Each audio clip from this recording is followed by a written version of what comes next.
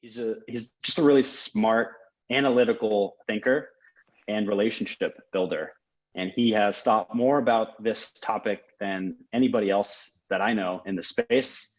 And for many, many years, Kyle was just like quietly making a bunch of money, and we had no idea how he was doing it, but we knew that he had something special that he was doing. And just until recently, he sort of started to open up a little bit more about the strategy and teaching this system to other acquisitions teams. So scaling acquisitions teams that want to bolt on a new source of off-market properties. And one thing has led to another, and this is actually the first workshop that he's ever done. So I'd like to give you guys a warm welcome to Mr. Kyle Nolan Good. Welcome, man.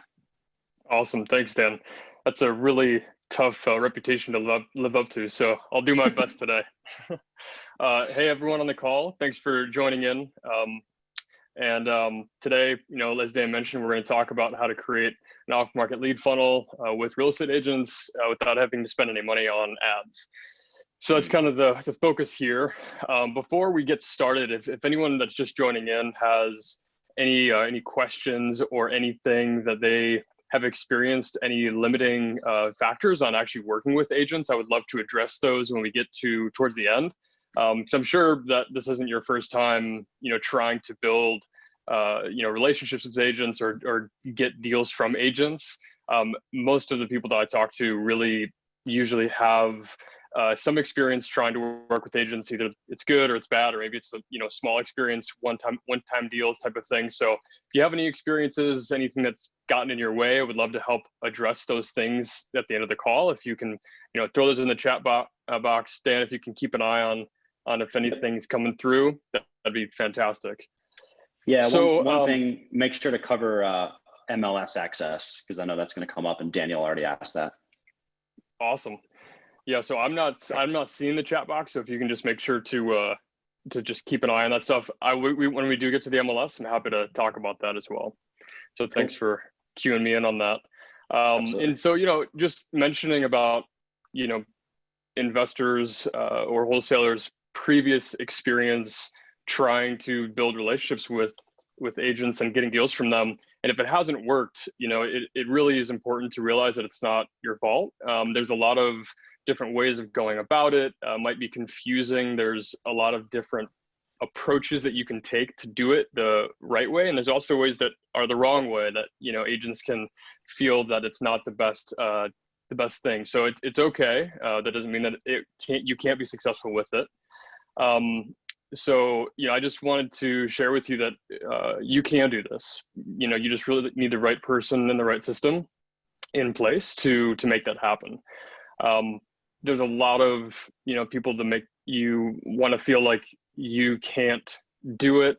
You need to spend a lot of money on different marketing, advertising, systems, and spend $30,000 a month on direct mail or whatever, the big companies in your market area are doing. Those aren't the only ways to really get those, the leads that you're looking for in your area with real estate agents. So, that's really important to realize. So that's what we're here for. I know that you have goals to, focus on improving your business, and we want to make sure that you understand how you could start to do that during this workshop. So that's why we're here. So, my goal is from this workshop is for you to realize that the best way for you to exponentially grow your company is to build real estate agent funnels. Really understanding that real estate agents are almost infinite. There's going to be new agents being added into your market area every day.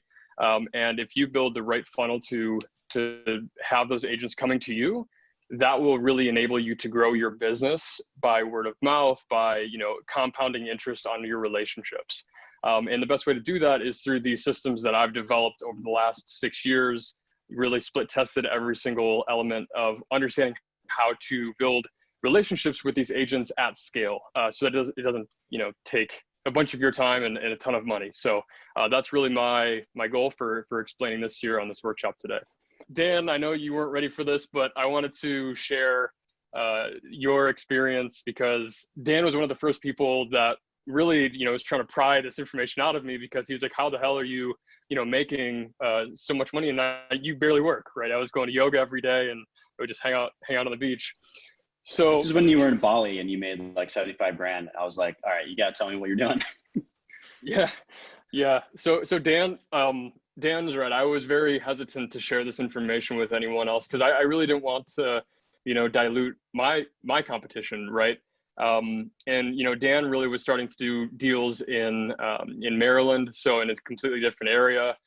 And so I was like, you know what's the big deal? I'll help out a good friend, see if I can set up the systems to help him out. So Dan, as you can see here, within, I think it was the first 48 hours you were getting these results, Dan, after your first campaign. I don't know if you recall the time frame, but it was pretty quick. Yeah, it was just like the same day. Same day. Awesome. So yeah, as you can see, I kind of highlighted some of the key points here. An agent is sending him information. I actually do have something coming up. The property will be sold as is. The one on the bottom here, I have one coming up. I can get it for $250. So agents are really sending him information that he is looking for just after the first initial email or two that he was sending. So this was within a matter of a day setting it up. Go ahead. The big revelation was, why don't they just list it? Like, why are they sending me these off-market properties? And if this one group of agents are doing this, like, imagine if I could scale this, and I'm sure you'll cover that, like what's in it for them. Because I think that's a huge piece of this whole equation. Yeah, absolutely. And, I just want to mention here, you guys probably don't want agents to be your only lead channel, which I totally understand, respect, and actually think that that's the best strategy, to have a multiple approach, right? To have different channels of leads.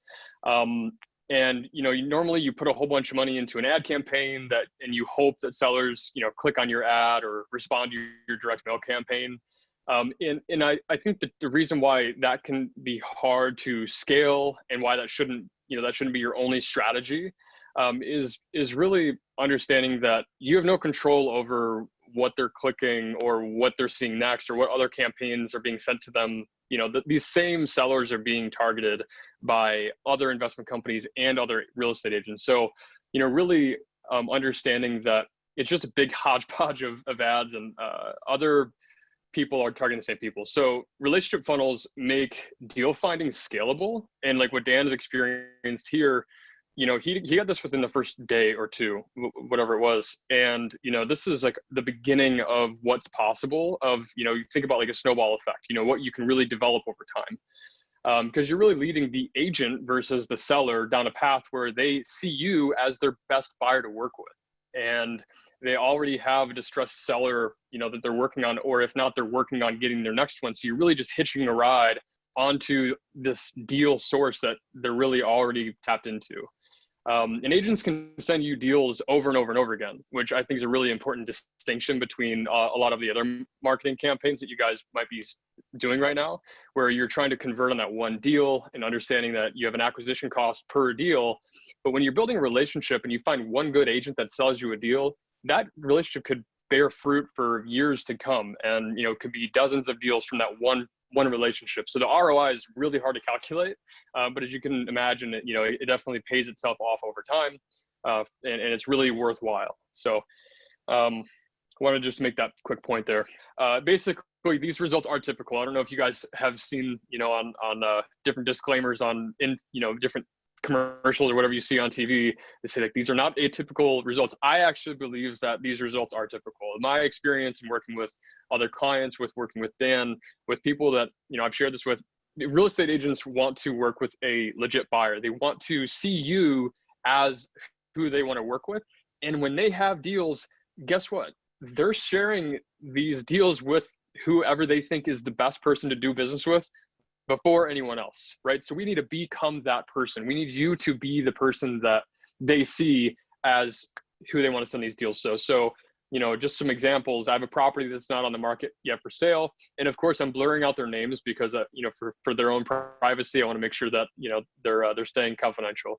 Bob says, check out this deal in San Marcos, all original condition. I might have a fixture coming soon. We went to the listing appointment today. That's really important to think about here in this situation. So I want to make this point really clear to everyone. The seller and the agent are doing a little dance, and the seller is trying to sign the agent on. The agent's trying to get the seller to be realistic about what they can expect. When the agent is building the relationship with the seller and you're in their back pocket, they can send you this opportunity when they're going to their initial listing appointment, just like Raina was doing here. She knows that she's about to talk to the seller to sign the listing contract, and she wants to let me know because she's saying, hey, I'm about to sign this contract. I'll have more information as soon as she signs, right? So basically, she's trying to keep us informed, and that's what we want for you. We want them to send you the address even before they meet with the seller, because they know that the seller is going to sign a listing contract, or they're going to be in talks about it, and they should be working with you so that they can be best equipped to actually perform and be the best listing agent for them, and have a buyer like you ready to perform on that contract. So, they're going to be telling you that they have deals coming up like Kathy does all the time. So some statistics, just to, be a little bit analytical, like Dan said, I am, and just to let you know that this isn't just, a hypothesis. I got this from the 2019 National Association of Realtors.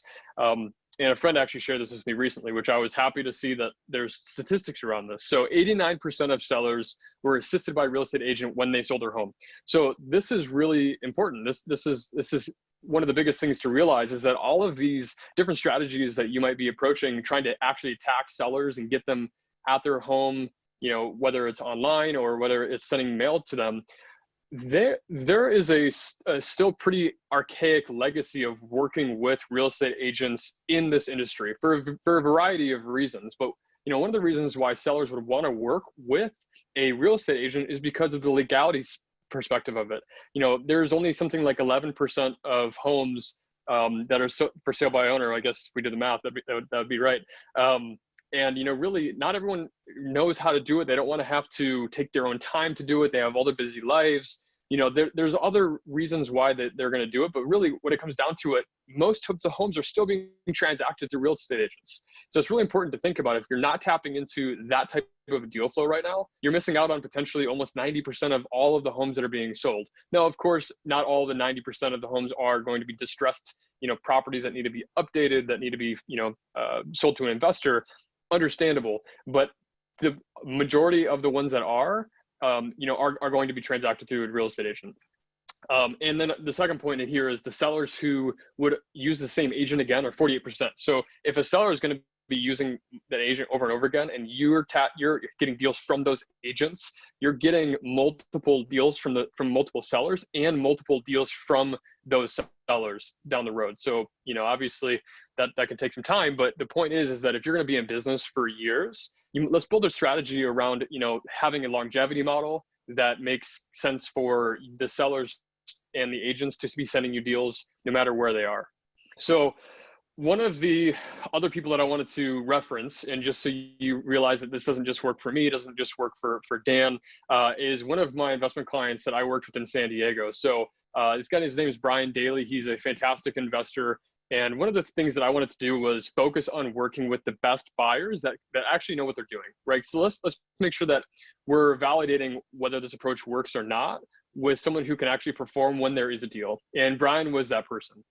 So his company is the San Diego Home Buyer, and he was one of the best buyers in San Diego that I knew. So I decided to pair up with him.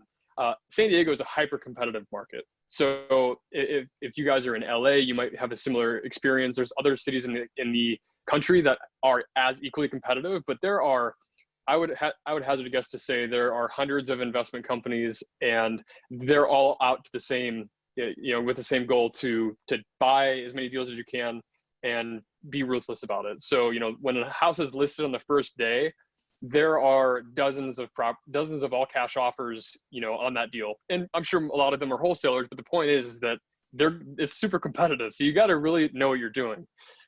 So I helped Brian execute these systems and really run the process. And what he experienced in the first couple of months was 10 deals in 3 months. And, this really is important because he already had other marketing strategies. He was already doing other campaigns, direct mail, and so forth. He knew how to make deals. He knew how to find sellers. He knew all of that stuff. And he was in the industry for many years before that. And so he added this on. So this is a whole new strategy.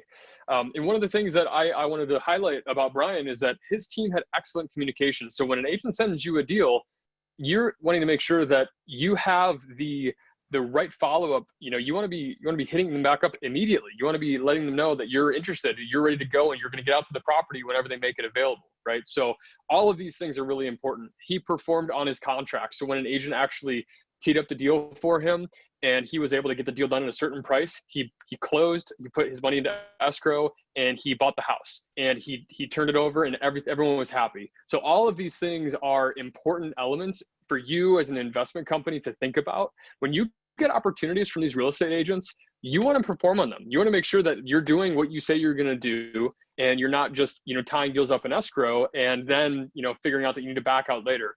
Do everything that you can in your best ability to make sure that you perform on every single deal that an agent sends you that's actually a deal. If you're getting into escrow, close on the deal, because what that's going to do is make that agent want to do more deals with you and refer other deals to you. Other agents that have deals, they're going to say, hey, this person is who actually did really well and treated me well and closed on this deal. So that's what they want. That's what they want to experience. Really diving into some of the other components, like you were mentioning, Dan, about why would an agent want to send you a deal. Let's just talk about that for a second here. And we can talk about it a little bit more as we're going through. Real estate agents want to be taken care of. They want to make sure that when they are transacting a deal and they're going into escrow, that the deal is actually going to close, because they're dealing with a seller over here. And what you can do to obviously incentivize them to get into the escrow in the first place is having them represent you as a buyer. And they're representing the seller with 2.5% listing commission in San Diego, for example. And if they are able to, and they don't have any conflict of interest, they can represent you as a buyer for another 2.5%.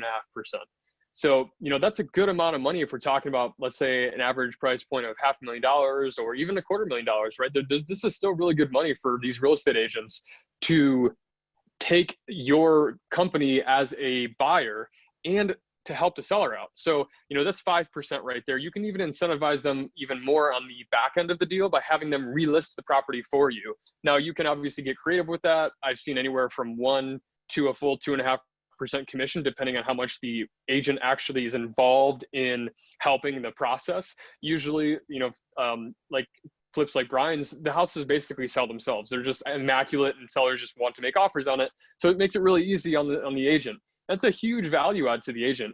And what you can do is you can have the agents give them an opportunity to bring in their own buyers on the renovated project that you're going to be bringing on the market. You can let them in, have their buyers come in before you even take it to market.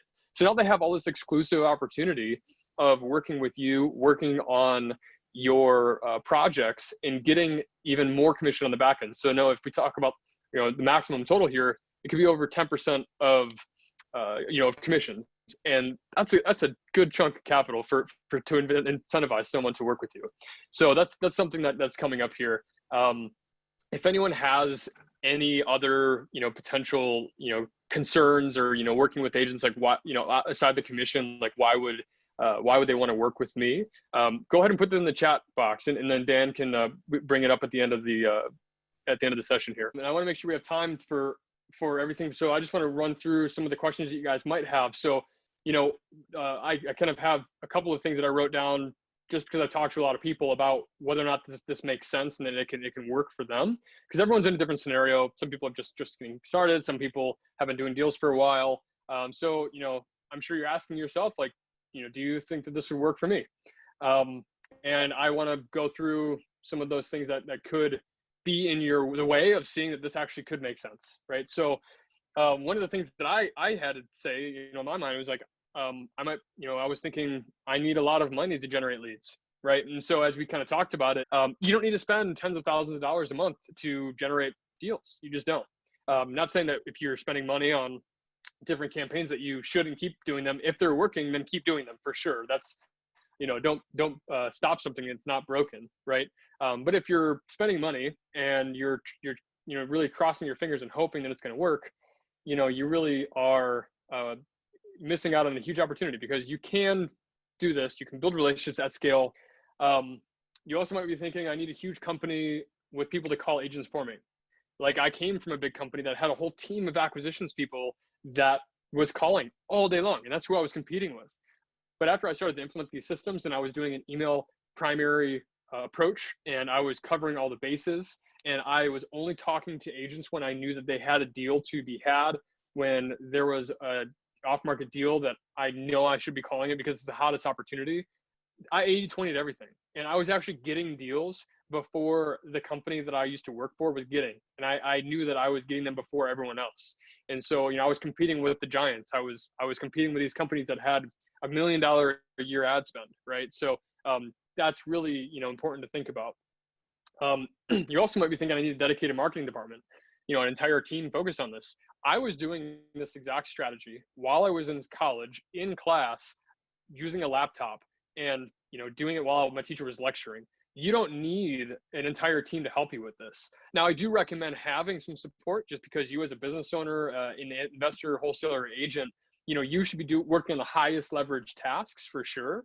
And I do, recommend having at least an assistant. I do recommend that to my clients that I work with, because I like having help. I think delegation is super important. And if you're going to focus on the highest priority value activities for your business, really, you should be having some support. And, if this is the system that you start to understand that your time can be highly valued, if you're valuing your time at $50 an hour right now, you could get up to $500 or $5,000 an hour, which is very possible. And you can do that by having some people support you. This might be a good system for you to realize that, like, hey, you can pay someone to help you close a deal. And, I average around 10K a deal per deal. That's a really good ROI to make $10, $20, $30,000. It really makes sense, because these systems have allowed me to get, 2 to 3 deals a month consistently, over the past 6 years. So, not important to have a dedicated marketing department, but it definitely helps to have at least, someone. Yeah, and Okay. just to echo that, because I know Yeah. what's under the hood. Kyle has a very detailed SOPs and email templates that you can just hand off to a team member to do all this stuff for you. So Yeah, that's the inevitable goal if you want to scale this out. Once you see that it actually works today, to scale it out, you don't want to be doing all the responses, and Kyle's kind of already figured all that out for you. Yeah. Another question I'm getting a lot is people that are wholesalers. So we've kind of been speaking to this strategy as if you were your own acquisitions company and you're just bolting this on as a way to source deals. How do you position yourself as a wholesaler? Yeah, absolutely. So whoever asked that question, great question. I love wholesaling. I actually started out wholesaling. So if you listen to the beginning of the workshop, the first couple of deals that I did were straight wholesales. And then obviously I got into flipping and then moved on into different models. But wholesaling is fantastic. And so in order to position yourself as a wholesaler, I actually developed a process that I refer to as deal consulting. And so instead of having a huge list of buyers, I have 2 to 3 investors that I build really good relationships with, so that when I reach out to agents, I actually can say, I'm the buyer, because I know that my investment partner is going to partner with me on that deal, and they're going to actually be the ones under contract.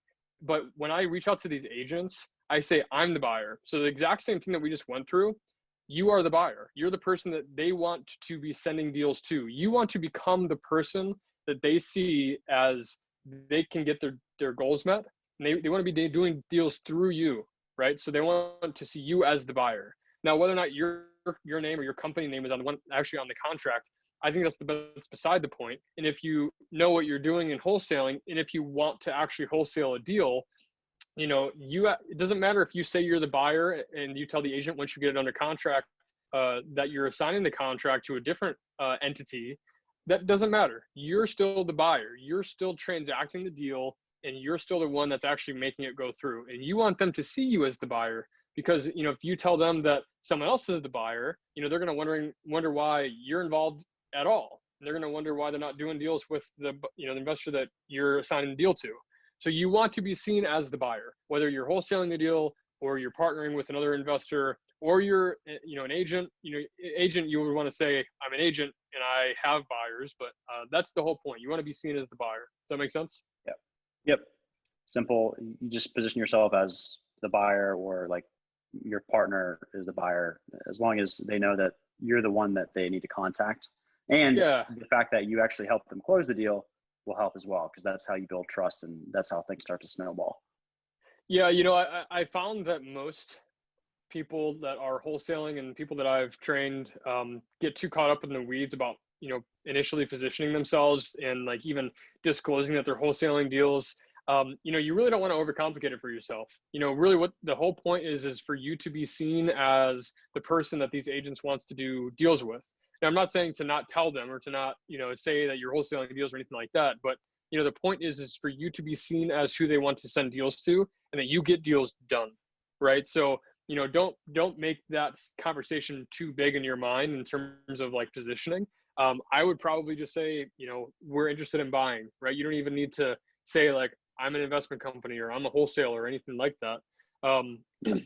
So that's what I would say. Keep it simple. If they start asking questions, when you're on the phone, after, when you're about to do a deal, they're like, okay, who's the house, what's the contract going to be written under? Who's the buyer name, right?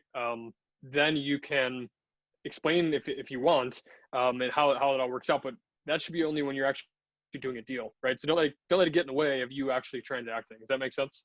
Yep. Appreciate that. Awesome. Totally. Awesome. What are some cool. more limiting beliefs? Yeah. So last couple real quick. So I need to spend all day building relationships. Again, this process takes, very little time. If you have someone else helping you with it, you really can turn this into a system. You should really be getting on a call when you have a off-market deal that is a good lead, and actually to spend that time to get to close the deal. You should be only on the phones to close the deal, plain and simple. So next one, I need a real estate license to work with agents. Again, we already covered that. You only need an assistant account to get access to the MLS, to call and to negotiate with agents. You don't need anything. You just call them. You're a buyer, especially if they're representing you. You don't need to be licensed or any special title or anything like that. Again, I'm not licensed, and I don't think you need to be in terms of, whatever dynamic you want to create, whether you're a wholesaler, investor, or agent. Don't let that get in the way, because you definitely don't need to be. You also might be thinking, I need to learn complicated marketing technique. This process is basic human nature, understanding how to target the right people and what to say in the right time frame. You don't need any crazy marketing software. I know that, different, companies sell insanely complicated, nuanced software for thousands of dollars a month. You don't need all that. It doesn't need to be complicated. This whole game has become way too saturated with complication. So keep it simple and execute. That's it. Does that make sense, Dan? Amazing. Yeah, that's awesome. Okay. So, what I would love to do is quickly review what I didn't cover today, and just the things that are important to think about that I do offer, in what we can dive into. But, we were talking about is, how to set up a Gmail account so it doesn't get flagged as spam. That's really important if you're doing to build this into a system. Make sure that that's taken care of. How to hide your secret marketing strategy from your competitors.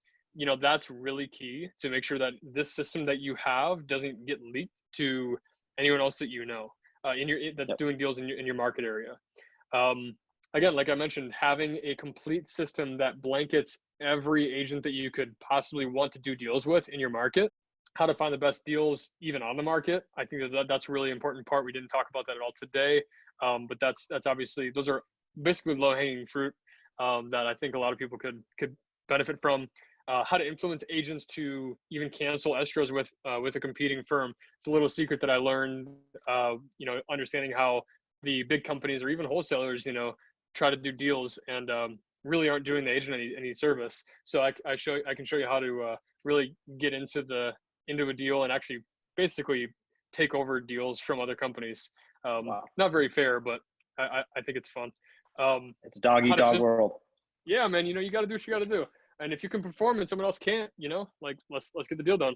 So how to position yourself as an industry leader. That's plain and simple. That's what people want to work with, is the best. People want to work with the best, and you can be the best. You can be seen as the best. Even if you're not yet, we can show you how to do it. how to be the best, how to influence agents to want to send you leads before anyone else. So really, in a nutshell, there's a lot more that we could dive into. Just wanted to make sure that everyone's aware that, what they saw today is just kind of the tip of the iceberg. And so, there's enough here to get you started. That's the point here. And, before we even dive into anything next, whoever's left on the call, I see that we have still quite a few people. There's still 75 people on the call, which so glad that you guys stuck around like through this whole thing. I hope that you guys are getting excited about this, and this is, you're seeing that this has some immense value for you. If you're open to it, and I just like to know, like, if you can, just maybe put a comment in the chat box or raise your hand or whatever functions we have on this player here. If you're open to me talking about, what else we can go into and what I've created to really help you to take this to the next level. Because I don't want to bore you guys, and I don't want, I respect your time. I want to make sure that I'm only adding value here. So if you could just, as I review, just maybe put something in the chat box. Got 2 hand raised. We got let's do it. Go for it. I'm open. It sounds cool. Like we can cover it. Awesome. Thanks, guys. I appreciate your playing along here. Go ahead, Dan. Yep. Definitely. It's all interesting so far. Keep going. A bunch of people are raising their hands. Appreciate that. And then there's a lot of questions too that I also want to cover, but I know that there's more to present. So I think it'd just be helpful just to do a quick recap of like step 1, step 2, step 3, and then next steps. Totally. And I made my afternoon available, so we'll get through all the questions. I have people stuck around. If you asked a question and you want to have that answered, I'm going to answer whatever questions you guys have. So thanks for keeping track of that, Dan. Said for sure. There's a lot of nuances that go with responding to different situations, but the key thing is all of this can be done via email. You do not have to call the agent, which is another huge revelation. Like Kyle's figured out the scripts to use to not waste time on the phone, which is what most agents will do, and just to have them, use asynchronous messaging through email. So that's another huge thing. And just make sure to respond right away. Like follow up with people that respond. To echo Kyle's point, if you wait too long, then they're not going to trust you or want to work with you. So do that campaign, get that first campaign out, and you're going to be shocked at how many agents get back to you that you've never heard of before. Never heard of these people, but they have, a friend or a family member or some client of theirs that have a deal that they're thinking about listing that you can get access to and make an offer on and represent either for your company or represent as a partner to another company as a wholesaler.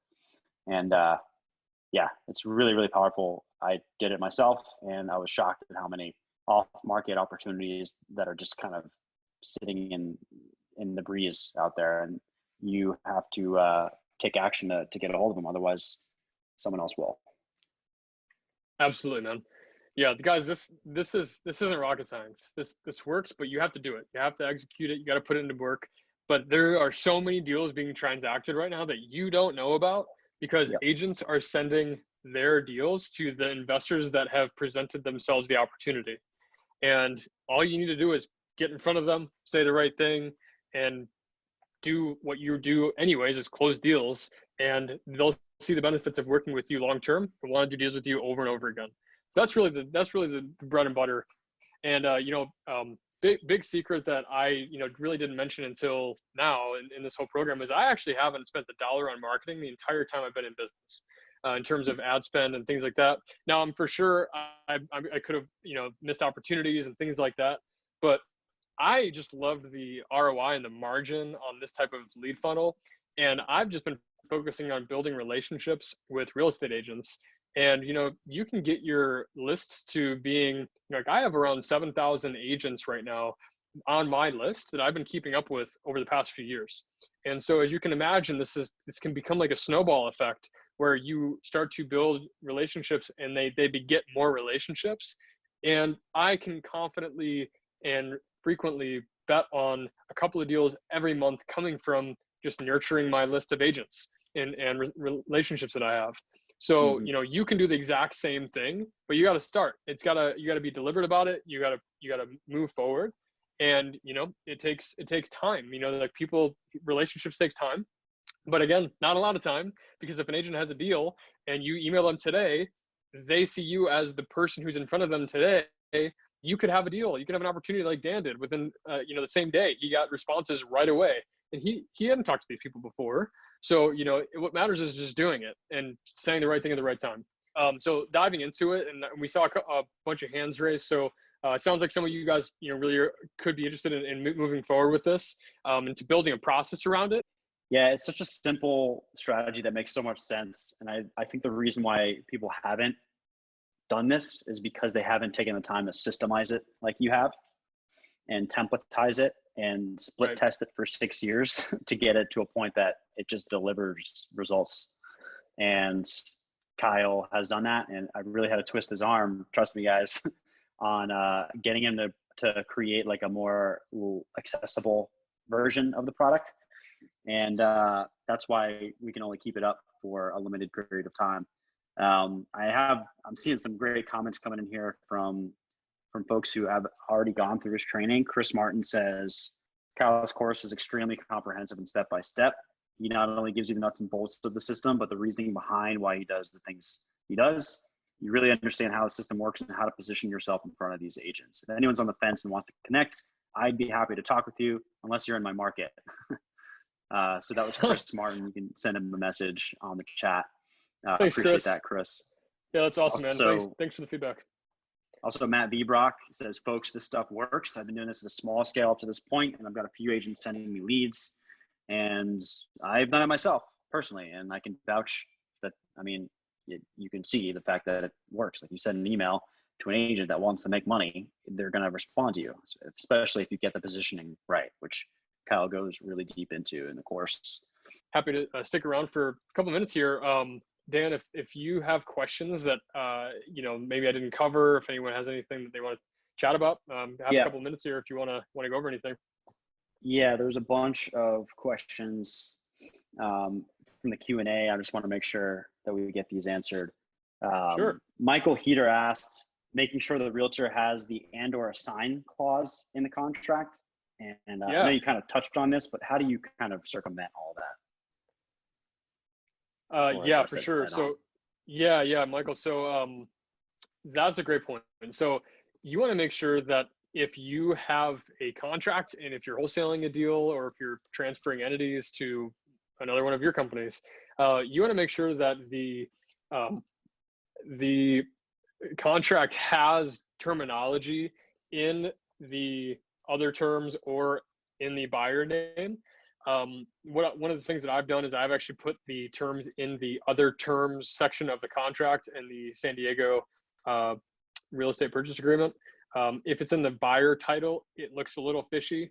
As long as you're talking to escrow when you're opening escrow and title, making sure that they know that you might be assigning the contract and having it to be transferred to someone else. And if you have the terms somewhere in your contract that you might be taking title under a different entity, that should be more than sufficient.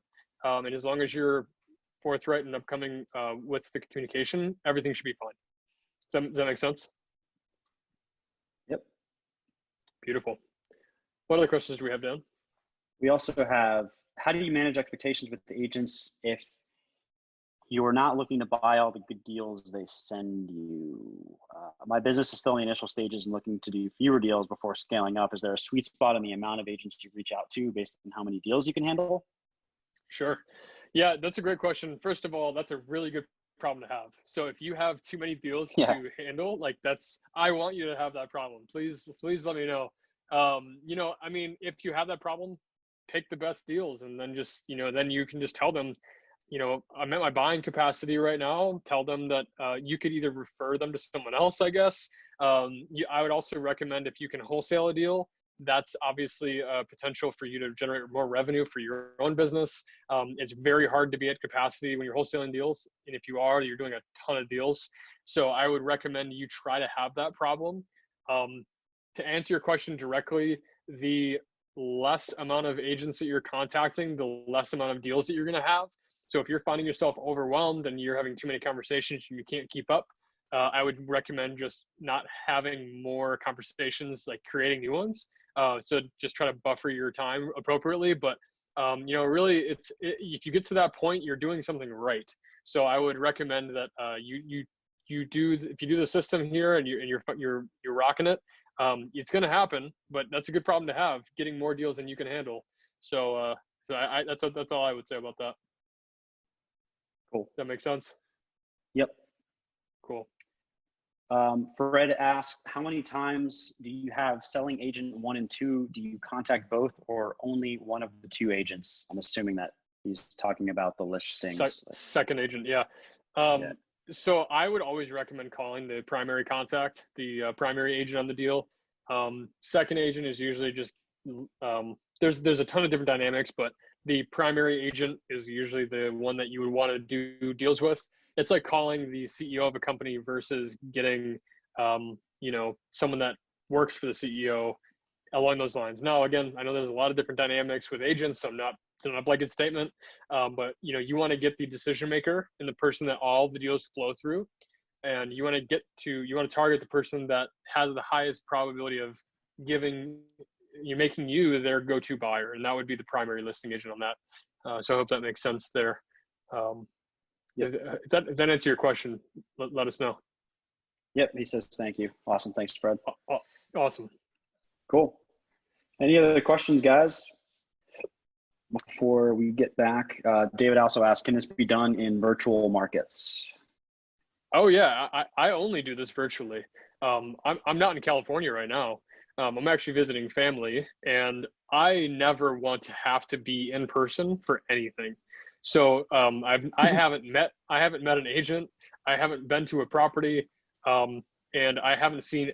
A lot of the times, I don't even know what the houses look like that I'm transacting, and I just don't want to have any of that. Me needing to be anywhere. I mean, we live in a virtual age now. So if you guys are doing virtual wholesaling, if you're doing any types of virtual business, this is a virtual business first and foremost. This is the best way I've found to be able to take a laptop and your phone anywhere you want in the world and still be able to do deals anywhere in the United States, and soon to be Europe. So that's a great question. Definitely don't need to be in person. I actually recommend you building your business so that you do not physically need to be anywhere. Having teams in places that they can go to those places, that's fine. But you don't need to be anywhere. In my opinion, that's a huge cap on your time as a business owner, and you needing to be somewhere definitely should not be a prerequisite to your business model. And if that's the way it is now, I recommend refiguring that so that it's not the case, because you need to be liberated. This whole process is for you to be liberated from your business, for you to be liberated from, needing to be even in front of your computer, right? This whole process is meant to be done very quickly, so you don't need to be on the phones all day, and you can get this done within like an hour of your day, right? I mean, how great would that be if you could only spend an hour a day, just the leads are going well, and you're only getting on calls when you actually have a deal. So that's my approach. It's definitely unconventional, but if you want unconventional results, you have to be unconventional. So that's my motto. Why else do you think other people? Do we have any other? Yeah, my question is, why aren't other people doing this? Why are not other investors doing this? Well, there are so many different people preaching all these different campaigns. You have to do direct mail, you have to do PPC, you have to do Facebook ads, you have to do YouTube.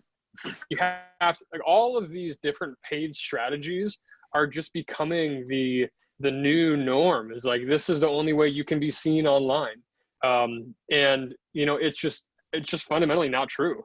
And so I think people, like, it sounds too good to be true. And so then they look at, okay, well, I know that I can track my Facebook ads, and I know my cost per click, and I know, how much the cost per acquisition is going to be because of all these metrics, right? It's a little bit ephemeral when you think about it. Building relationships, you don't always know when the next deal is going to come through, but if you do this consistently, it's just the law of reciprocity and the compound effect of having good relationships, having good conversations over and over again, and the deals just come through. Like, you never know when one of the relationships that you're working on is going to hit, but it's going to at some point, right?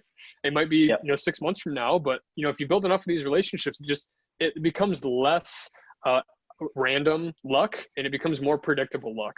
Like Naval Ravikant talks about that a lot. Brilliant investor out of Silicon Valley. He talks about, building your processes so that you basically make random luck not a factor. You don't want to be lucky by randomly. You want to build processes so that you make it predictable. He talks about being successful in 999 universes out of 1,000. Like, if he were coming back to life in 1,000 times, he would be wealthy, because he would build his systems and he would make it so that it has the highest level of predictability. And this, in my opinion, is that system for me and for my clients, that, if we hit an economic collapse, like we did with, COVID, and, there's uncertainty where people don't have money to spend, how are they going to make deals? How are they going to build their business if they have to spend, 5-10 grand a month or to acquire deals, 5 or 10 grand to pay wholesalers, right? They need to have a weatherproof strategy that has, very low cost built into it, but has extremely high yield results. If and when these deals hit, even if, like I said, even if you close one deal, like, I'm sure most of the people on the calls, their average deals are 5 grand or more. I mean, that's on the conservative side. I have some clients that they average 20K a deal. So I think it's important to have a strategy that, it does defy conventional laws of, economic theory, but, it's like, this is possible. This stuff happens all the time, and narrative. I'm glad that no one else is doing it. It's like more room for us, right? Well, for now, once word leaks out, but you guys are on the front line, so you'll be able to build those relationships before anybody else. And you guys could probably tell now why I wanted to get Kyle on, because he's very much an 80-20 thinker, which I'm sure if anyone's familiar with my work, I'm kind of obsessed with the 80-20 principle.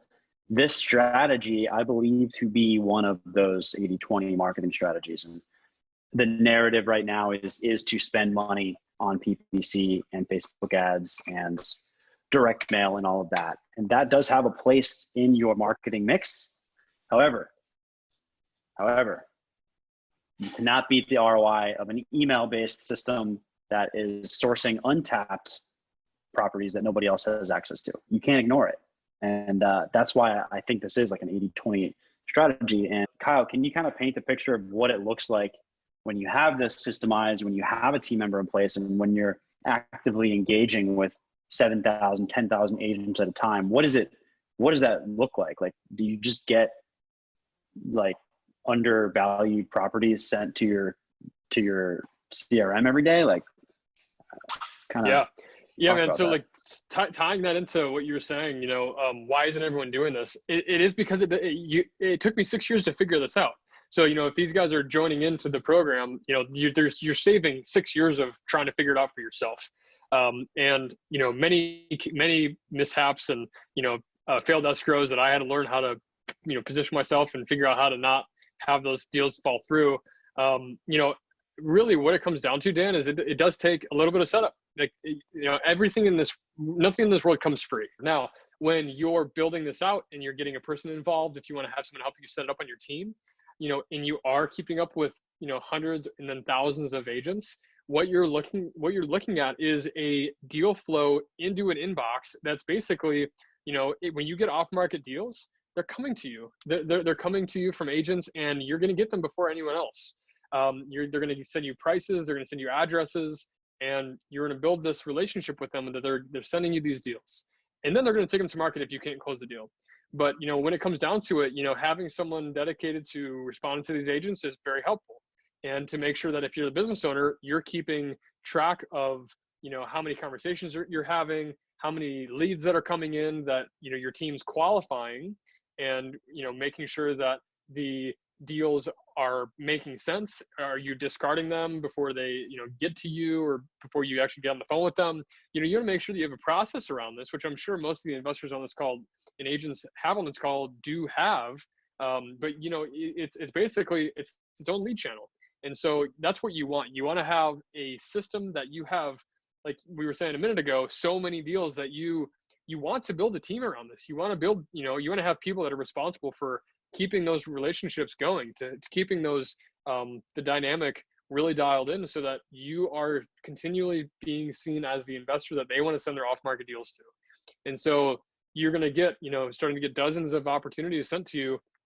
And, however many of those you can convert into deals, the better, right? So, I always believe that, this, and from my experience and from clients that I'm working with right now, that, it's very easily attainable to get an extra 1, 2, 3, 4 deals a month, depending on how much you push this process that I'll show you. It really is easy to get add a bunch of extra deals to your pipeline every month. If you're actually even on a part-time schedule. David asked if this can be done on a part-time, especially basis. in a part-time schedule. You can Yeah. you can do this. See, what the cool thing is, David, is that when you're doing this on the side as a side hustle, you have to make the most use out of your time. And so wouldn't it make sense if you only could spend an hour or two to really run through these processes and send, talk to a couple hundred agents by doing the processes that I show you, using your email and like really being able to leverage your time at scale, having hundreds of conversations as opposed to however else you're running your processes right now, marketing campaigns, whatever, where you got to be on the phone, that's not, your time is not leveraged there. You have to be on the phone. And especially if someone else is doing this, you're having someone else help you do this, I would have them doing that while you're working, right? So now you're making money in your real estate business while you're, doing your other business, wherever your employment is. You need to start this period. Having not enough time is just an excuse to keep you from actually achieving your goals. And I'm saying that out of respect, because I used to say the exact same thing, like I don't have enough time. But it really comes down to not having the right systems and not having the right appropriate delegation to the right people if you have people helping you. But if you don't have people helping you, you need to be doing the highest leverage activities with your time and sending, targeting the right people, the right agents, targeting, hundreds of people every week to be reaching out to be building those relationships. You will be getting exponential return on your investment of time, especially if you only have a couple of hours a week to do it. So does that make sense, Dan? Yep, I love it. So beautiful. I hope I answered that question. Yeah, for sure. It is a systemizable thing. I think that's the main point I want to get across. And you're either gonna absolutely do it yourself and figure it out and build all the SOPs and templates and scripts like Kyle did over the last 6 years, or you can just pay Kyle right now and have it all ready to roll. I mean, it's pretty totally no-brainer. And I also have, like I said, templates to help teach their assistants to do this for them. But there's nice. Different levels of engagement, right? So, but yeah, man, I would love for you to share next steps, because I know there's some people that want to start incorporating this at a bigger level. Yeah, what I wanted to do, Dan, if anyone that is listening is wanting to talk further, what I'm going to do is make myself available to you. Dan, I just sent you a link to my calendar. So if anyone is, let's say, interested in having me and my company set this up for them, and if you want to talk about, what it looks like to have us come in and help you do it, we can definitely talk about that. So cool. If you could post that into the chat, that would be great. And we can, if anyone wants to schedule calls, happy to talk about that kind of stuff. I think that, your time needs to be valued properly, and, investing into a process that can help you close, even if it's just one deal extra a month, it will pay for itself over and over again. So that's just something I want to reiterate. Yep. But Dan, I gotta wrap up here. I actually have another client call to jump on. But if cool. I just wanted to see if there's anything else that we need to cover. Happy to answer any questions that you guys might have. And done. If you guys have any feedback, or if this was helpful for you, I would really appreciate dropping me a line. If you also decided to want to move forward with any of the ways that I can support you, personally, totally fine. I just want to jump on here and try to add some value. Dan, you've been a great friend and wanted just to give back to everyone that's watching. So I wish you all the best, and until then, be well. And I look forward to seeing you guys again soon. Thank you so much, Kyle. You really brought the heat here. That's why I wanted to bring you on. You're Absolutely. the man. Everybody else still on here, thank you so much for sticking with us through this workshop. All right, Cool, guys. I will talk to you later, and have a great rest of your day. And thanks again, Kyle, All right. for bringing it. Be well, guys. Take care.